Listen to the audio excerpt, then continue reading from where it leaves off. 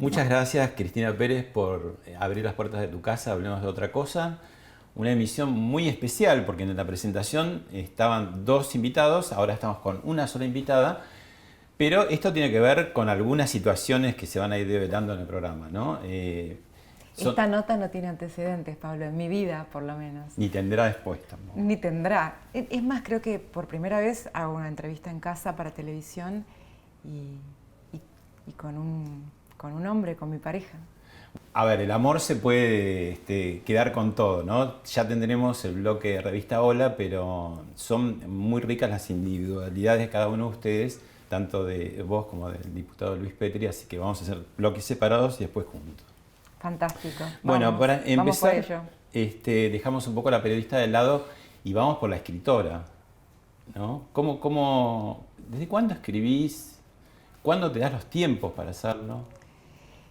Es un camino que por suerte me lleva a la infancia, Pablo, porque yo tuve entre mis manos, que eran pequeñitas, porque tenía solo 7 años, mis primeros libros de poesía grandes, tapadura, Neruda, Nervo, me los había dado una de mis abuelas.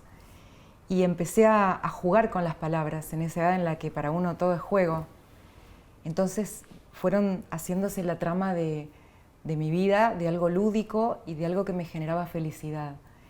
Y empecé a ser una lectora desde muy niña y por eso también mi vocación como comunicadora no está despegada de ese primer amor. Solo que el camino me fue llevando por el periodismo y el periodismo audiovisual. Entonces estaba postergado un poco todo ese recorrido donde las palabras pudieran nacer desde su punto original. Claro, vos jugabas de chica para, en vez de micrófono, ¿qué usabas? A los 8 o 9 años me ponía ante un espejo con un cepillo de hacer el brushing y era mi micrófono de noticiero y hacía el noticiero existiendo en mi provincia un solo noticiero, un solo canal, porque no había ni cable en ese momento. Pero además uniste dos mundos que en general, ahora no tanto, ¿no? Porque ahora todos empezamos a hacer multiplataforma, pero en esa época, digamos, era como optar, ¿no? El mundo escrito, solitario, o el mundo audiovisual, con todo lo colectivo que tiene detrás de cámara, ¿no? Pero esto que decís tal vez está bueno para ligarlo con que lo que importa a veces no es la tendencia de la afuera, sino que uno pueda sacar lo que uno tiene para dar y acomodarlo a lo que encuentra en el mundo o en las posibilidades o en las oportunidades.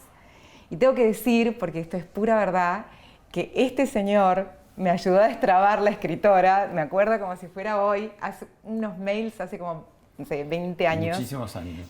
Que yo te escribí para decirte algo sobre un libro que anda por acá, decirte, Pablo, yo estuve en 9 Diario, pero no en este año que aparece acá. Le hice un fe de ratas y ahí empezó una amistad profesional y personal, hermosa. Y vos me decías, Cristina, escribís muy bien por los mails. Y yo te decía, pero sabes que estoy bloqueada. Por los mails, mirá qué viejo, por los mails. No era en WhatsApp. Claro, y yo decía, pero es que estoy re bloqueada. Y vos me dijiste, no, pero vos tenés que sacar esto. Y un poco, y yo siempre te lo recuerdo, porque uno recuerda los hitos esos donde destrabó algo. Así que bueno, algo tenés que ver. Bueno, gracias. Y hablando así de cuestiones psicoanalíticas, tenemos un comentario y una pregunta que te va a hacer José Abadi. José Abadi, mi psicoanalista. Bueno. Mirá. Yo creo que Cristina Pérez es una exploradora que indaga en situaciones, personajes, conflictos, y en esa indagación no solamente descubre, sino que también describe y repara.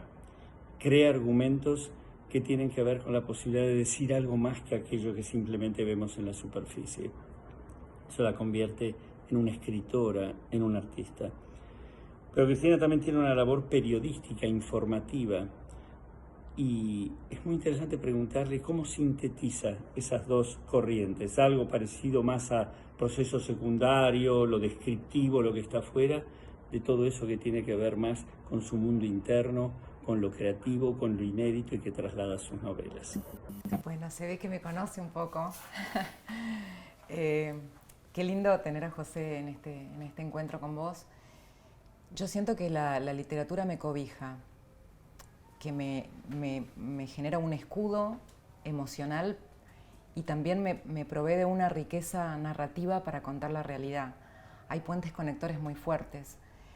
Me gusta decir que me pueden traicionar, me puede pasar algo difícil en el trabajo, puedo tener una tristeza o un dolor, y sé que vengo a casa y en un libro de esta biblioteca va a haber una frase que me haga feliz, que me sostenga. Pero al mismo tiempo descubrí, sobre todo después del estudio de Shakespeare, que tenía en Shakespeare un gran periodista, el mejor tratado de ciencia política, la mejor de las variedades filosóficas y también, ¿por qué no?, un abordaje psicoanalítico, ¿no? Entonces, a veces me encuentro dialogando entre la obra de Shakespeare y la realidad y créeme que me ayuda mucho. Tu romance con Shakespeare, que hay que decirlo, es bien anterior al que tenés con Petri, tiene mucho tiempo, ¿no? ¿Qué son días ahí, además de que dio lugar, inspiró tu libro, La Dama Oscura, que acaba de salir y que ahora te voy a preguntar también sobre la protagonista? La Dama Oscura no hubiera sido posible sin 15 años que llevo estudiando Shakespeare y su contexto histórico y los datos biográficos, principalmente su obra. Pero ante todo, yo rescato de nuevo el haber tenido la oportunidad de que un profesor pusiera en mis manos la pieza teatral de Hamlet e insistiera. Me dijera, Cristina, ya sé que no lees inglés isabelino, no te rindas, seguí leyendo. Y vas a descubrir que entendés los pronombres, y vas a descubrir que la irregularidad de las estructuras te empieza a ser familiar. Y vas a empezar a escuchar una música. Y la lectora laboriosa y el tener un desafío hizo que yo siguiera ese camino, pero bastante descreída. Lo que no imaginaba es que en efecto iba a escuchar la música e iba a entrar en una especie de romance intelectual con la obra de Shakespeare que me hizo volver a la universidad a estudiar literatura inglesa, que me hizo hacer varios cursos, que me hizo estudiar teatro, que me hizo hacer teatro. Y de pronto empezó a abrirse un mundo que se convertía en un espejo de mis propias aspiraciones y en la forma de construirme a mí misma como mujer ya en su momento más adulto, después de los 30, porque mi romance con Shakespeare empezó a los 30. Emilia Bassano es la protagonista, es contemporánea de Shakespeare, de alguna manera tienen ellos un romance, o esta es la hipótesis. La hipótesis también es que avanzaron en trabajar juntos creativamente. Te pregunto, ¿La Dama Oscura es un thriller literario? Porque también hay muchas claves ahí para quienes siguen la obra de Shakespeare. Encontrás un montón de guiños, ¿no? Voy a tenerlo en mis manos. Yo quería saber, una de las grandes preguntas de la historia, esta mujer que Shakespeare mencionaba en los sonetos, la Dama Oscura, a la que él había amado tanto, con tanta pasión, pero también con tanta contradicción, que había despertado sentimientos tormentosos, ¿quién era? Y cuando llegué a una pista de quién podía ser, por lo menos para 10 académicos, quise saber más. ¿Quién no quiere saber sobre el amor? Vos por ahí estás acá porque querés saber también sobre el amor. Entonces, lo que no esperaba, para nada, es que me iba a encontrar con una mujer que sintetizaba en su historia no solamente una anticipada a su tiempo, porque habla para hoy, sino también una especie de error en el sistema, porque es una mujer de una intelectualidad asombrosa, que en ese momento era absolutamente extraordinaria, porque más del 90% de las mujeres no sabía leer ni escribir, y que sostuvo su vida, su sustento ante todas las intemperies, gracias a esa determinación y a esa formación. Y habiendo vivido desde los peores ultrajes a las peores restricciones, y habiéndose animado al amor y a las relaciones, cosa que podríamos decir que me hace sentir que encontré una mujer que en su determinación me representa, pero que me hace pensar también cuánto vale la libertad de una persona, aunque su medio y su contexto sea de cerrojos totales, ¿no? Como esa época para una mujer, y encima un amor con William Shakespeare. Mirá este clip que tenemos para mostrarte.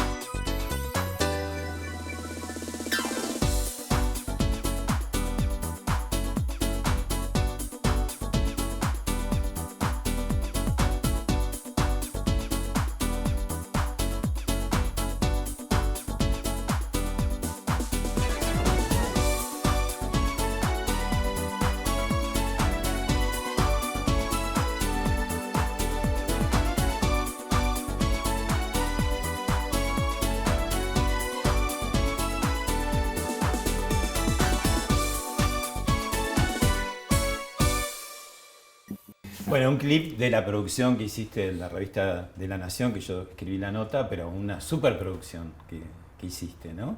Y ahí un poco te pregunto, porque tenés muchas caras y te animás a cosas, a ser actriz, a ser fotógrafa, a escribir. Pasaste Shakespeare por tu cuerpo, porque digo, durante 5 temporadas hiciste obras, ¿no? 5 temporadas. ¿Cómo te animás? Porque digamos la opinión ajena, ¿no? Es decir, te saliste del casillero y eso muchas veces no está bien visto. Sobre la mirada de los otros aprendí que primero no perdonan y después agradecen. Porque en todos nosotros hay alguna cadena por romper y no nos atrevemos a veces porque sentimos que podemos ser juzgados. Entonces, por un lado eso, que descubrí que hay un círculo virtuoso en la mirada de los otros también. Pero por otro lado, nunca fui de pedir permiso, no por una rebeldía sin causa o por querer ser jactanciosa, sino porque siento que cuando somos lo mejor que podemos ser, con nuestros deseos, que nuestros deseos merecen ser escuchados, por ahí todos somos o representamos alguna contradicción. Puede estar el deseo de mucha intelectualidad, pero también el disfrute de lo físico, de lo estético. Entonces, si eso está en mí, ¿por qué en nombre de prejuicios o de construcciones fantasmagóricas yo voy a dejar de ofrecerlo?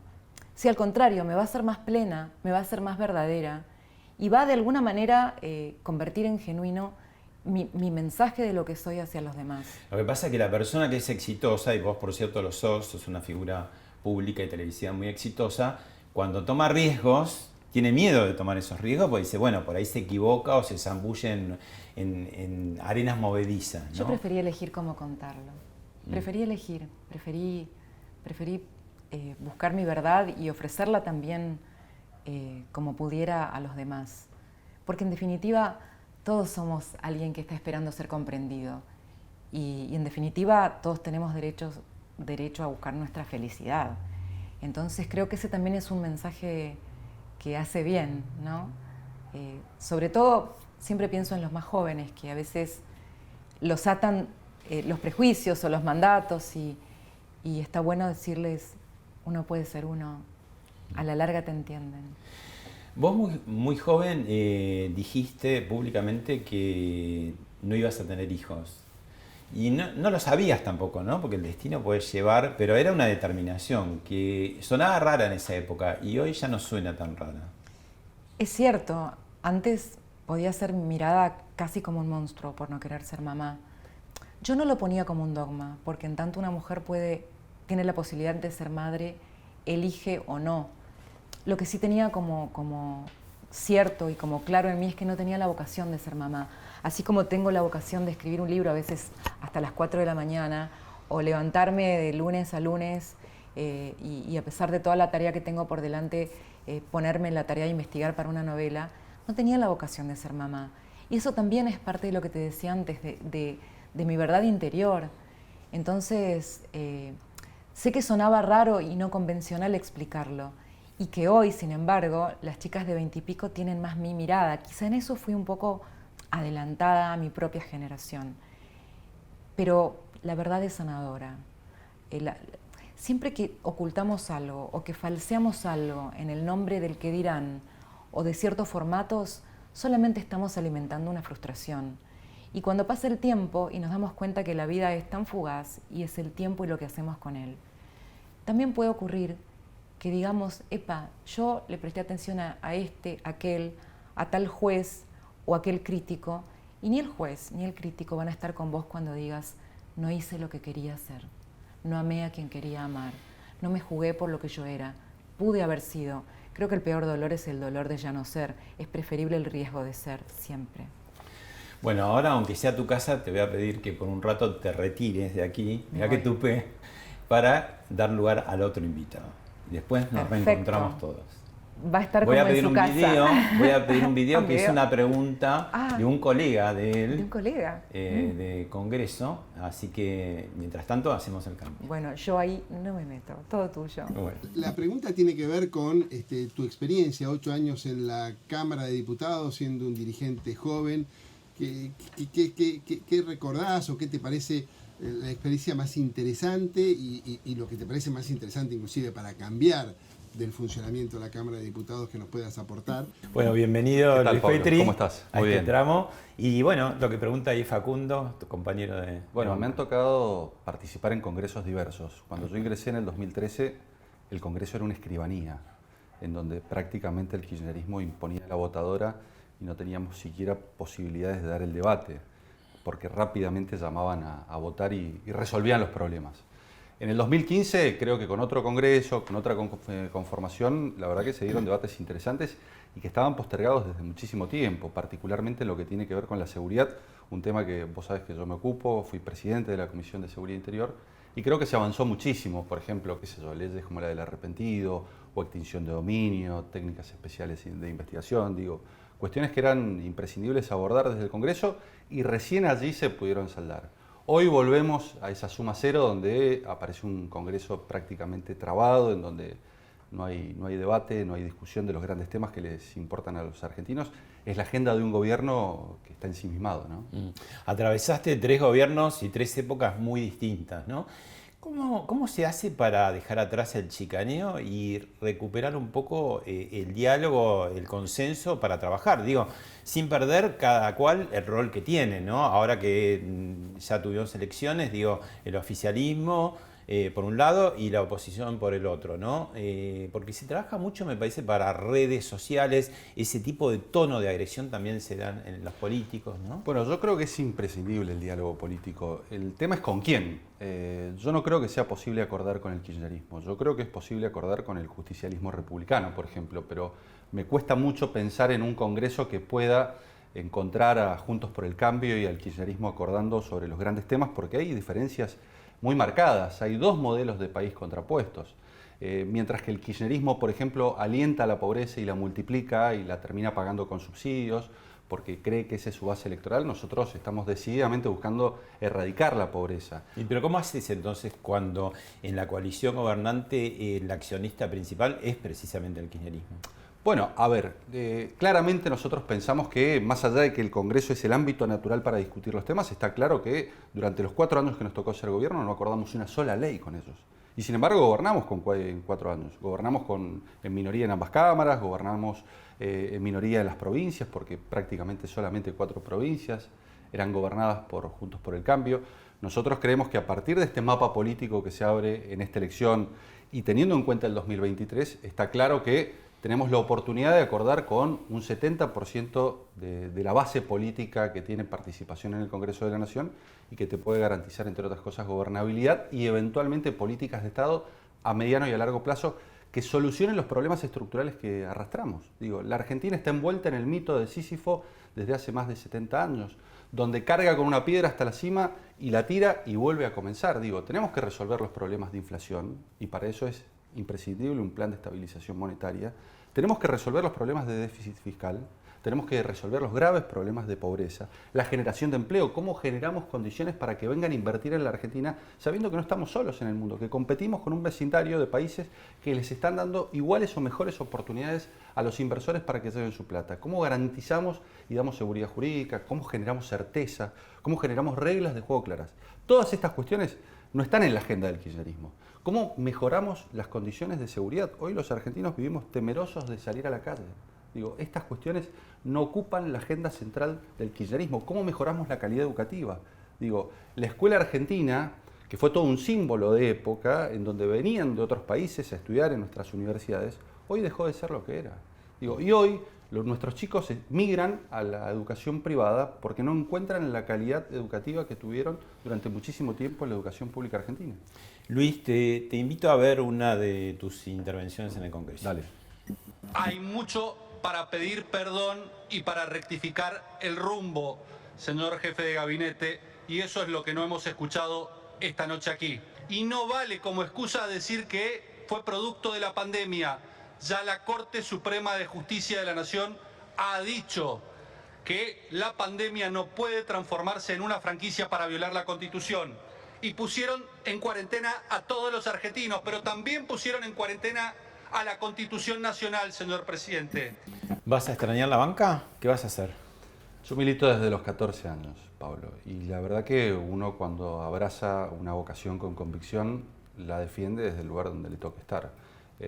Prácticamente hasta los 28 años no fui legislador, después fui legislador provincial durante 8 años y después llegué al Congreso de la Nación. Voy a seguir luchando, digo, los que creemos en la República, los que estamos convencidos que es imprescindible que la Argentina tome una senda de crecimiento, de desarrollo, que se defiendan las instituciones y se fortalezcan, lo hacen desde el lugar en donde les toque estar y ahí me van a encontrar, militando desde el llano, en mi estudio, trabajando en la universidad pública o en la docencia dando clases, pero sin lugar a dudas voy a seguir defendiendo mis ideales y mis convicciones. Hace un rato, bueno, en el Congreso tuviste una multiplicidad de trabajo en distintas comisiones, distintas materias, pero el de seguridad, como bien dijiste, fue uno de tus fuertes, ¿no?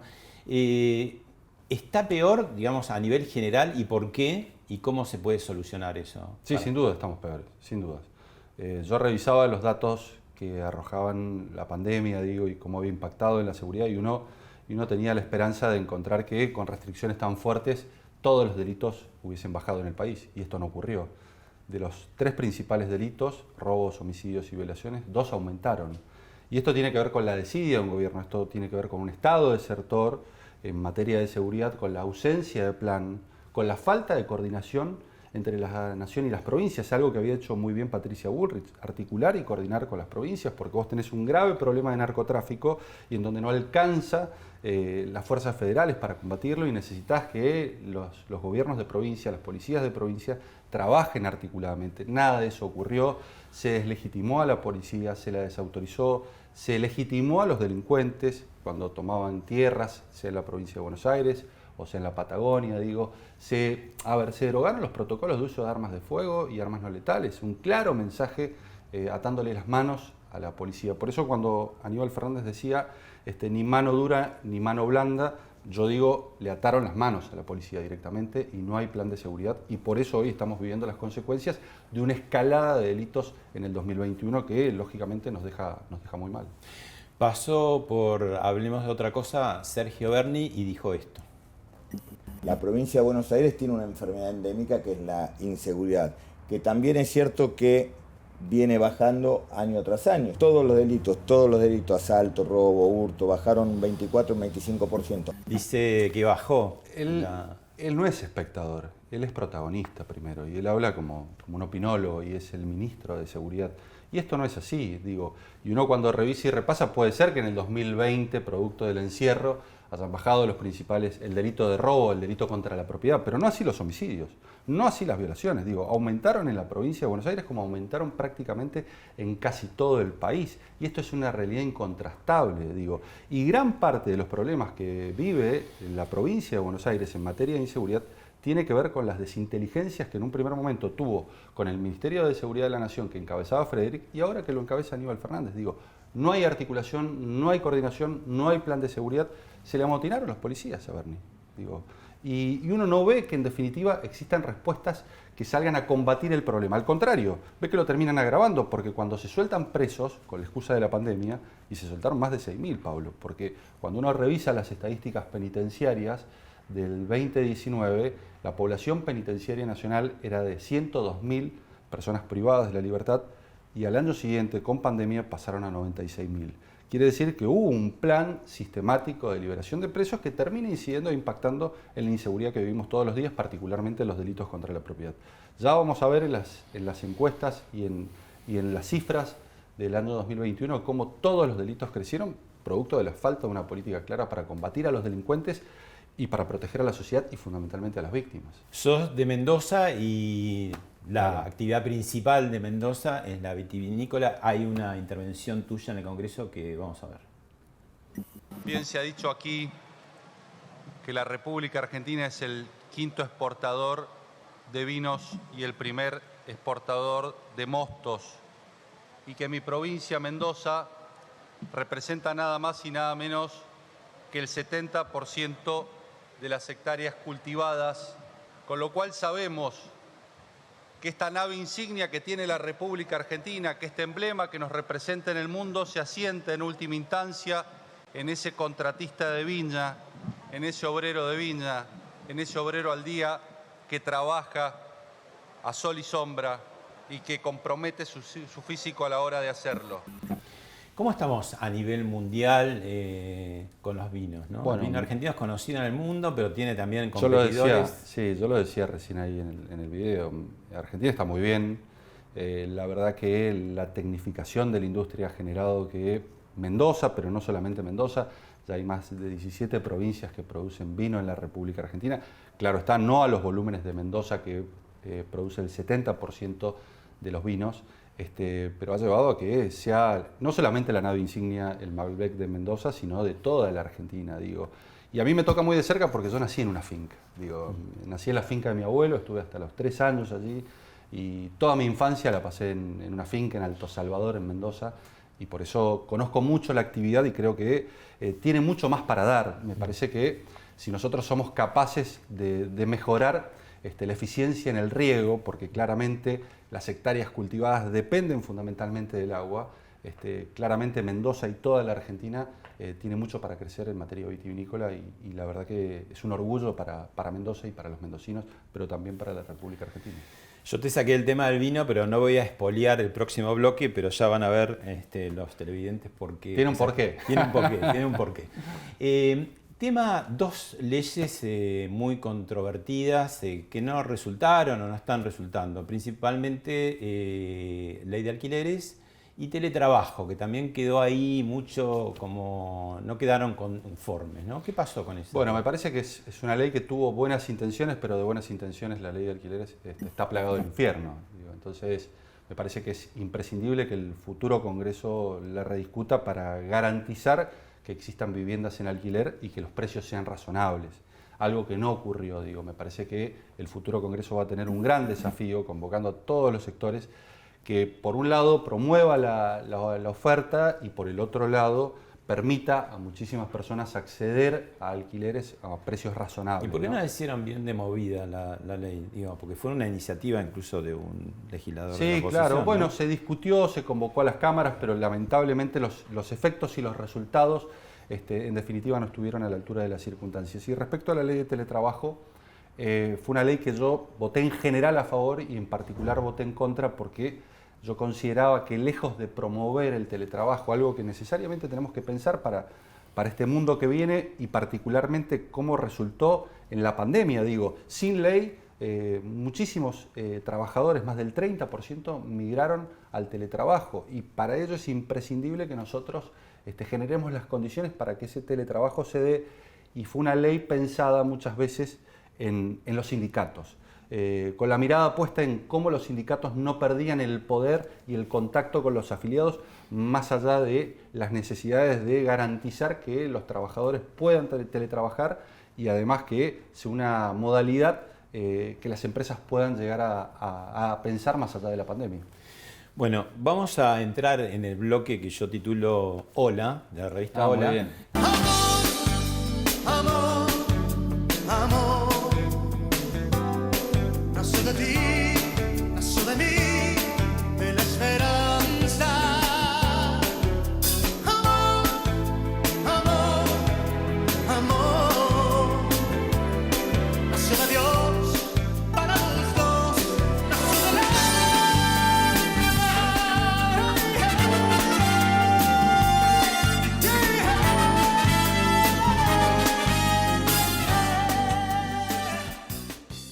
Bueno, chicos, hagan lo que quieran, bésense, cuenten todo. Cris, conducí esta parte. Estaba pensando que es la primera vez por ahí que la gente, después de mucho tiempo, me ve con otra persona al lado. Y por primera vez en televisión. Y por televisión, ¿no? Y que tiene que ver con la vida personal. Estamos muy contentos de habernos encontrado. Sí, sí. Fue un salto para los dos. Por supuesto, un gran salto. ¿Quién dio el primer paso?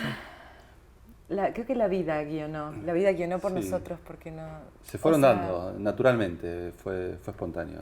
O sea, la verdad que... Fue una larga conversación. La gente me dice, pero vos lo entrevistaste y yo lo entrevisté por radio. Y de esa entrevista lo que me pasó, para ser, bueno, seamos sinceros, que a mí me gustó cómo hablaba. Pero punto, porque era radio, me gustó cómo hablaba. Entonces yo posteo las notas que hago en la radio. Entonces cuando fui a postearla y busqué su usuario, dije, ¡ay, qué bombón! No se lo dije a él. Bueno, pero quedó, no se lo dije, pero quedó ahí. Entonces cuando él me agradeció la nota, yo le agradecí la nota. Sí, se han acortado mucho los tiempos, si me lo dices. Súper, claro, no le dije nada. Súper, y empezamos a hablar formalmente, muy formalmente. Muy formalmente. Sí, una relación totalmente profesional. Totalmente. Periodista, ¿Pero de qué político. hablaban? No, bueno, de coyuntura o eventualmente después avanzamos No, lo primero vinos. fue, claro, lo primero fue... Vinos, era Claro, el tema que yo sé que vinos es la Pero por palabra supuesto. detonante. Claro, porque yo le agradecí la nota y me dice, no, y vos qué haces tarde el programa y no sé qué, sí, le digo, pero lo hago en mi casa y con una copita de vino. Y empezó, ¿y qué vino? No sé qué, empezamos a hablar Sí, de la claro. cepa. Y, no, me gusta el Cabernet Franc. Empezamos a hablar, pero muy tranquilo empezó todo. Lo que pasa es que el otro día estuvimos revisando ese primer intercambio y yo creo que en medio de toda esa formalidad ya estaba todo lo que informaba cuántas cosas teníamos en común. Sí, claro. Había que comprobarlo nada más, había que vivirlo. Fue como un y- ejercicio que hicimos muy Sí, sí. impresionante. Y entonces, ¿quién invitó a quién a tomar una copa? Yo de- yo invité. A tomar una copa Sí, de vino. claro, pero mucho tiempo después. Hubo todo un proceso de conquista también, porque si se quiere, para llegar a una copa de El vino. Cabernet Franc estuvo en Claro. las barricas de roble esperándose, Bueno. esperando su tiempo. Y hubo ahí, a la hora de irse, un abrazo. ¿Y qué pasó? No, en realidad... A la hora de llegar. fue A la hora de llegar. Ah. Habíamos hablado tanto que, bueno, cuando nos vimos, solamente directamente nos abrazamos. Un fuerte abrazo. ¿no? Habíamos Muy hablado intenso. mucho y yo estaba, la verdad que estaba nerviosa porque estaba nerviosa. O sea, yo que soy tan segura, estaba nerviosa. Me sentía como, no estaba en mi terreno de confort y me acuerdo que, bueno, cuando llegó Luis, apenas podía sostener la mirada, es una situación rara en mí. Y nos dimos un abrazo y nos quedamos ahí abrazados. Sí, claro. Bueno, pero tenemos tantas cosas que compartimos que la verdad que es tan bonito, ¿no? Contame, Luis, Sí. ¿cómo es ese cruce de mundos, no? Porque el periodismo y la política, a ver, podemos decir que son como primos hermanos, Sí, claro. bien avenidos, mal avenidos, o nos necesitamos mutuamente, pero al mismo tiempo nos desconfiamos, ¿no? ¿Qué pasa cuando un político y una periodista conocidos, qué tipo de prevenciones o prejuicios dijiste, uy, en la que me meto? Vos también, ¿no? Bueno, existen los prejuicios, pero con respeto creo que todo se resuelve, digo, con profundo respeto por lo que Cristina hace en su tarea profesional todos los días, tanto en el noticiero como en la radio, y ella respetando mis intervenciones políticas, digo, no intentamos interferir sobre la vida profesional del otro, sino al contrario, empujar la vida del otro. Y hay algo que también es súper interesante. Yo creo que nosotros estamos acá hoy juntos, hablando con vos y compartiendo esto con la gente que nos mira. Primero porque hay un nosotros. Porque hay un nosotros que tiene que ver con dos personas que individualmente comunican muchas cosas, la gente nos conoce, pero que también estamos construyendo un camino juntos. Y también le ofrecemos a la gente en nuestros distintos roles esta verdad que somos hoy, ¿no? Y que, Sí, claro. y que por lo menos nos tiene muy plenos. Y en lo profesional las aguas no se mezclan. Yo creo que si uno es honesto, y yo soy una persona que la gente me conoce, primero que pienso por mí misma, que no me influye nadie en lo que pienso. De hecho, mi compañero de noticias durante 20 años piensa totalmente distinto a mí un montón de cosas, y eso no ha nublado la idea de pareja ni la idea de autonomía de cada uno, y que un poco porque la mujer tiene que explicar si no piensa porque está al lado de tal hombre, ¿no? Eso es un poco digamos, prejuicioso de género ya. Machista. No sé, pero me parece un poco injusto, pero me gusta explicarlo porque aprendemos todos. Y después lo otro, que por lo que hacemos nos comprendemos muchas dinámicas de vida que una persona que no está en este mundo no se la comprendería, ¿no? Sí, claro, pues tenemos vidas muy parecidas en cuanto a los tiempos, agendas caóticas, digo que claramente en este caso se da con muchísima naturalidad, pero muchas veces plantea un desafío en cualquier Yo pareja. ahora voy a Mendoza 3 meses en un mes ya. ¿Y cómo fue esa llegada a Mendoza, de presentar, ¿no? a la en Que sociedad? cuente él. No, fue fantástico, porque bueno, yo tengo mi familia allá, tengo mi hijo. ¿Tu hijo qué edad tiene? Mi hijo tiene 14, Julián, entonces bueno, suponía todo un desafío, pero lo hicimos con total normalidad, como ha sido esta relación, digo. La naturalidad, la espontaneidad, la normalidad creo que paga, y más en una relación como la nuestra. Entonces, Sí, como que todo súper fluido. Claro. El único momento menos fluido que tuvimos fue hace unas noches que él me había cocinado un risotto, porque cocina muy bien. Entonces nos íbamos a dormir y yo le digo, voy a buscar agua para tener en el cuarto a la noche. Entonces me demoré. bueno, son las cosas que pasan. Claro, Y me parece... Contalo. No, contalo vos. No, contalo porque me parece que lo vas a contar. Entonces yo estaba en la cocina y, claro, él ve que yo me demoro y aparece y me encuentra a mí cuchareando el risotto a las 2 de la mañana. Para mí fue una satisfacción que yo se lo decía, pero ella con cara sorprendida de haber sido atrapada, con el cucharón en mano. El y en risotto, mano. ir a dormir, elijo risotto. Claro, ella estaba con el risotto, el cucharón del Para risotto quien en la... cocina, a mí me encanta la cocina. Obviamente mi respuesta fue no, estaba guardándolo para frizarlo. Bueno, a medida que charlamos vamos a ver unas imágenes de cuando hicieron el primer video Infraganti, ¿no? Porque, claro, acá está todo el tema. Ustedes están de acuerdo, se ponen de novios, pero hay que comunicarlo, es todo un tema. Yo me enteré unos cuantos días antes, pero bueno, acá no fue una comunicación, ¿no? Directamente. Acá sí tuvo que ver algo que hizo Rodolfo, porque en un noticiero dijo, al terminar el noticiero, dio a entender que yo estaba con alguien. Entonces se pusieron a la casa. Al otro día yo ya había visto un fotógrafo, pero dando vuelta. Claro. Y nosotros no estábamos haciendo como nuestra vida, pero sin problema, tempranito, haciendo, digamos, no yendo a lugares muy populosos. Yendo a hacer alguna compra, tomar el desayuno. Pero esas horarios, cosas. tranquilidad, Sí. y nos agarraron. Bueno, ahí estábamos comprando especias, por ejemplo. En San Telmo, Eso están sí, ahí, están en San Sí, Telmo, porque ¿no? el primero que me cocinó fue... Está para Masterchef. Claro. Bueno, Lo primero que me cocinó fue un pollo al curry. Compramos el Exactamente. curry ahí en lo de los chicos estos tiene un puestito de especias en el mercado de San Telmo. Bueno, y a medida que se conoció esto, explotaron seguramente tu celular, habrás tenido que apagarlo porque eran las demandas y demandas, y vos empezaste a producir algunas fotos como decir, bueno, blanqueemos, ¿no? De una vez. ¿Cómo fue eso? En realidad, la primera persona de los medios a la que le conté fuiste vos. Te dije, mirá, estoy en una relación, pero no lo quiero contar. Ahora me van a echar porque yo no lo conté, ¿viste? No, pero no tuve la dije, primicia pública, la primera digamos, me la persona guardé. fuiste vos. No te van a echar, porque entonces tú fuiste vos y yo te dije, pero no lo quiero contar todavía. Y como estábamos por hacer una nota para La Nación... Para la revista La Nación. Teníamos intereses comunes de Claro, guardarlo. yo te dije, ¿no? mirá, te doy, si querés te doy un par de fotos para que en ese momento que la nota salía... Se editen. Salía, pero como en un mes, y nos explotó lo de que nos encontraron. Claro. Y ya era imparable, ya no lo pudimos controlar. Sí, claro, bueno, una vez que se hizo público, bueno. A ver, vos... Él para mí fue más fuerte. Por para eso él. te digo, Cristina está en una vidriera desde hace muchísimos años por supuesto. y maneja eso. Vos también tenés tu vidriera, pero es una vidriera más acotada, más sectorizada hacia lo político. ¿Qué pasó exactamente. en tu mundo No, político? bueno, lógicamente una convulsión, porque yo voy a programas, aparezco en medios desde hace mucho tiempo, pero lógicamente fue todo un desafío A ver, pero lidiar con otro tipo de exposición. Digamos la verdad, la política argentina, que sí es muy Fue machista, terremoto ese es día. muy machista, debe haber dicho, qué campeón. No, bueno, seguramente. Cristina es una gran mujer, divina, hermosa, todo el mundo la aprecia, le tiene un respeto enorme. Entonces, claro, todo el mundo me lo Mirá que festejaba. contesta políticamente, ¿viste? Todo el mundo Sí. me lo festejaba, no. ¿Y a vos qué te pasó? Desde la ¿Qué te política dijeron? pasaba eso.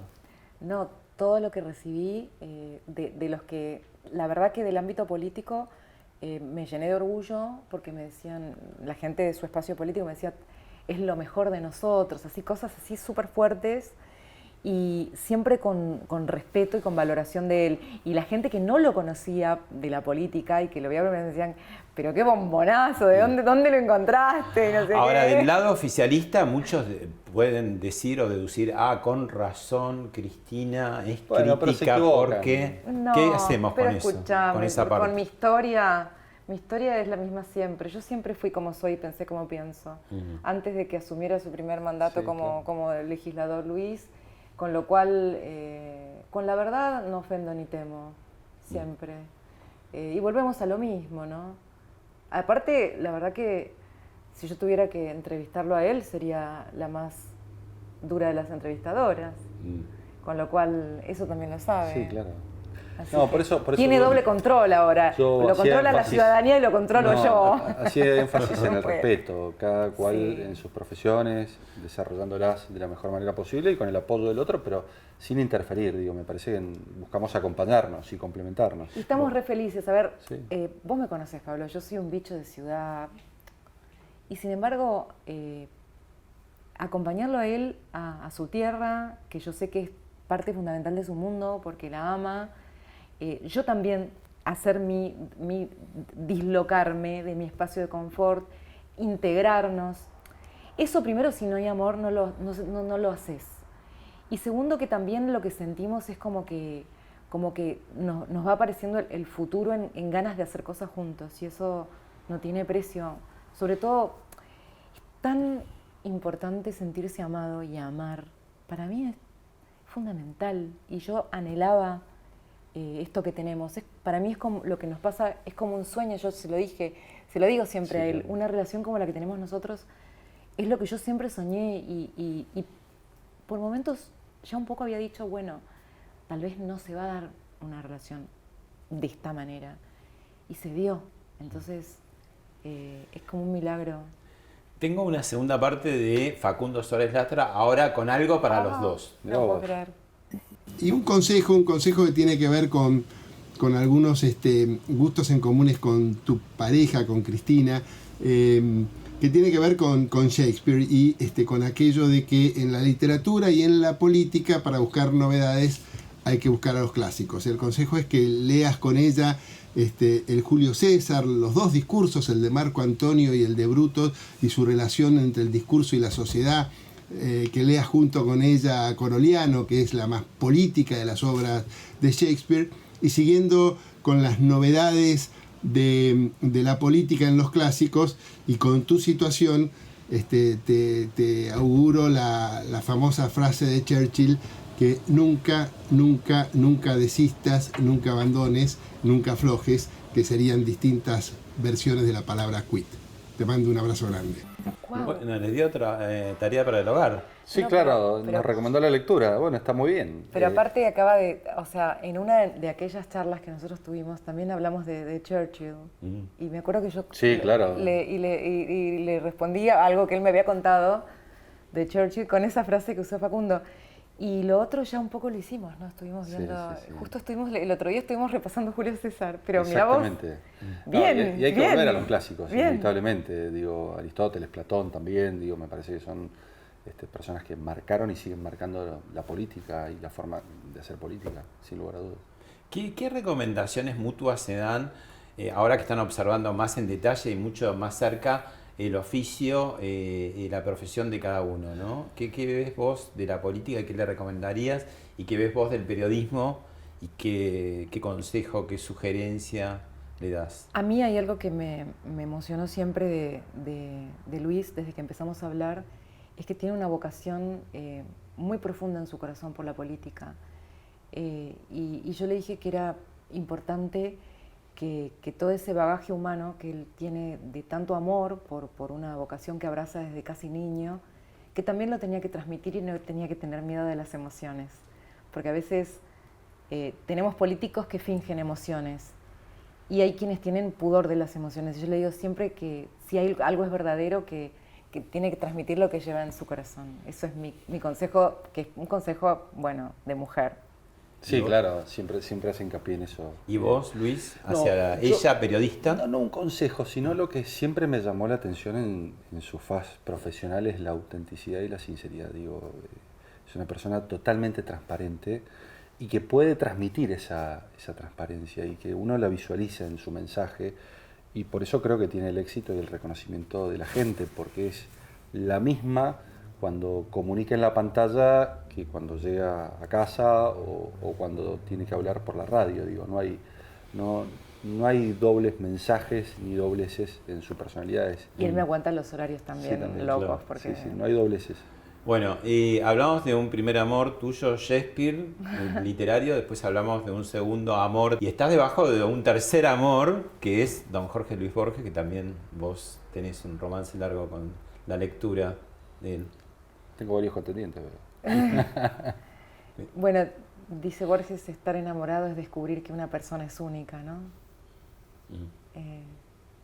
Me puede asistir para este momento. Está muy bueno para terminar este bloque. Y la otra frase, estar contigo o no estar contigo es la medida de mi tiempo. Claro, exactamente. Muy bien. Bueno, ahora volvemos a estar a solas, lo echamos a Luis y vamos hacia el final del programa. Pero vamos con un video donde vamos a mostrar a la periodista aguerrida, que es Cristina Pérez también. Acepto. ¿Hay una chance de que haya un estadio intermedio para no llegar a esa situación que para muchos compromete las garantías del derecho a la propiedad privada establecidas por la Constitución?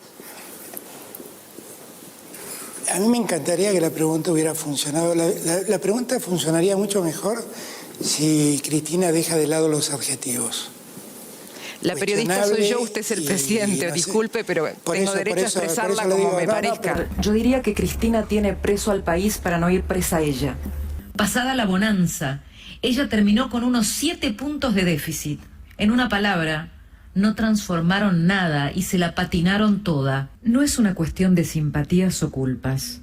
Objetivamente, el país vive una de las peores crisis de su historia. No les escapen a las urnas, a las que dicen defender. Esta noche, señores del Gobierno Nacional, se parecen más a los dictadores que tantos dicen aberrar. Bueno, antes que me comentes esto, ¿dónde estamos exactamente? Estamos en el silloncito donde todas las noches me siento, me conecto, me pongo los auriculares y hago Radio Mitre. Desde acá, desde este Desde sillón. acá, sí. Este fue como podemos decir, el búnker de cuarentena que me armé en casa para... Incluso el noticiero cuando estuvieron con... También un poquito cuando tuvimos necesidad de hacer algo desde casa, pero básicamente es como el espacio donde están los rastros todavía de este tiempo de cuarentena que nos tocó. Y también donde algunas de esas piezas editoriales de la radio salen al aire, salen volando, ¿no? ¿Subiste un poco el voltaje a medida que fue pasando el tiempo? Especialmente en la radio, en tu programa de radio. ¿Sabes, Pablo? Creo que Radio Mitre me fue esculpiendo en otra fase como periodista, que es la de editorialista. La radio, y sobre todo la audiencia de radio, es probablemente el medio que más te demanda esto que me gusta cómo lo pone Joseph Conrad en El corazón de las tinieblas como sentido de la vida, tener algo para decir. La radio es el medio que más se nos parece, que se parece a la vida, que no tiene manera de que vos te ocultes.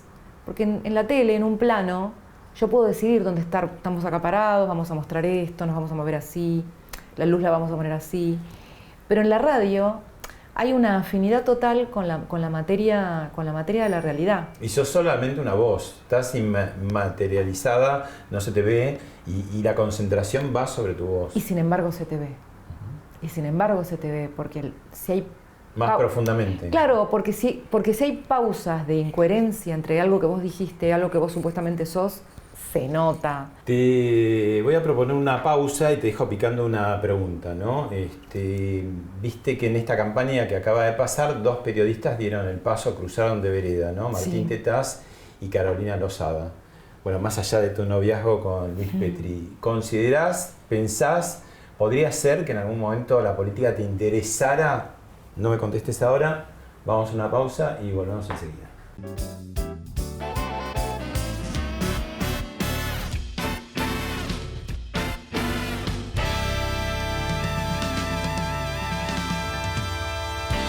Food of ambition, shone and loves to live in the sun, seeking the food he eats and pleased with what he gets. Come hither. ¿Te trae problemas, digamos, ese avance editorial más fuerte, más aguerrido que tenés? ¿O cómo lo llevas, digamos, en tiempos que son ásperos, ¿no?